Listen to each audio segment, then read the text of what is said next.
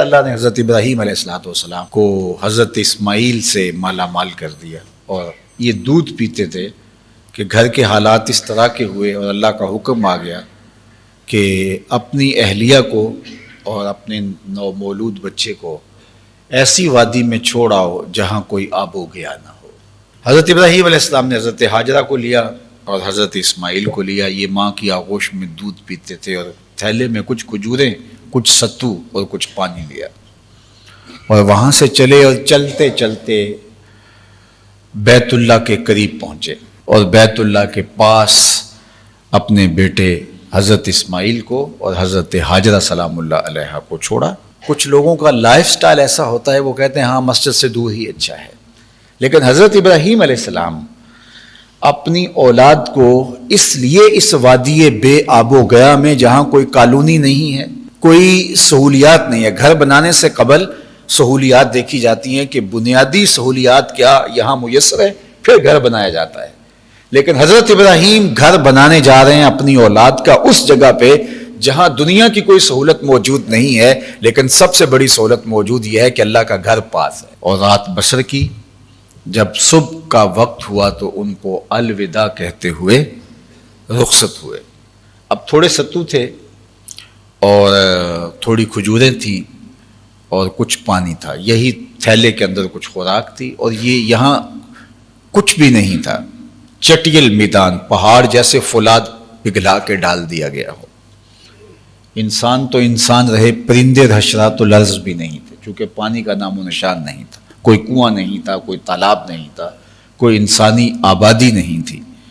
نومولود بیٹے کو اور اپنی بیوی کو وہاں چھوڑ دینا، اللہ اکبر، اللہ کا حکم تھا اور اللہ کا پیغمبر اس کے لیے تیار ہو گیا۔ یہ تماشا لب بام تھوڑا ہے، کسی آبادی میں نہیں جہاں انسانی وجود نہیں، درخت بھی نہیں ہے کہ پھل توڑ کے کھایا جا سکے اور سائے میں بیٹھا جا سکے۔ مورخ اسلام حفیظ جالندری نے نقشہ کھینچا ہے، وہ وادی جس میں وحشت بھی قدم رکھتی تھی ڈر ڈر کے، وہ وادی جس میں وحشت بھی قدم رکھتی تھی ڈر ڈر کے،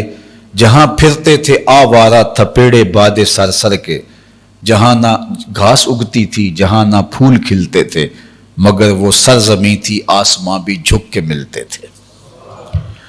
تو اس وادی بے آب و گیا میں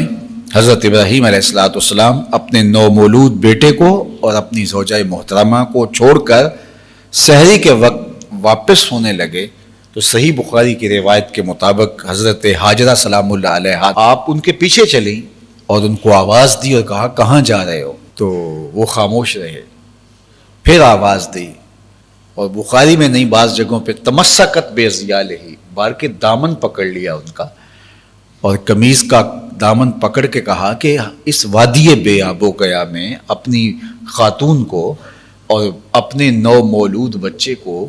جہاں انسانی آبادی کیا حشرات الارض بھی نہیں پائے جا رہے، چھوڑ کے کہاں جا رہے ہو؟ تو حضرت ابراہیم علیہ السلام نے پھر بھی مڑ کے نہیں دیکھا، پھر آگے بڑھے تو پھر خاتون نے دامن تھاما اور پھر کہا کہ آپ یہاں ہمیں چھوڑ کے کیوں جا رہے ہیں؟ تو حضرت ابراہیم نے کوئی جواب نہیں دیا، تو حضرت ہاجرہ نے پھر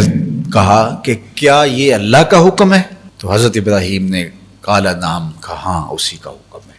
تو دامن چھوڑ دیا، کہا پھر خیر سے جائیے، وہ ہمیں ضائع نہیں ہونے دے گا، اگر اس کا حکم ہے تو وہ ہمیں ضائع نہیں ہونے دے گا۔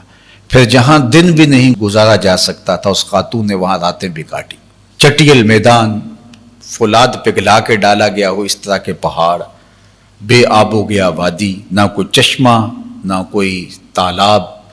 حشرات الارض چوپائے کچھ بھی نہیں، حتیٰ کہ درخت بھی نہیں ہے، تھوڑے سے ستو تھے اور کچھ کھجوریں تھی اور تھوڑا سا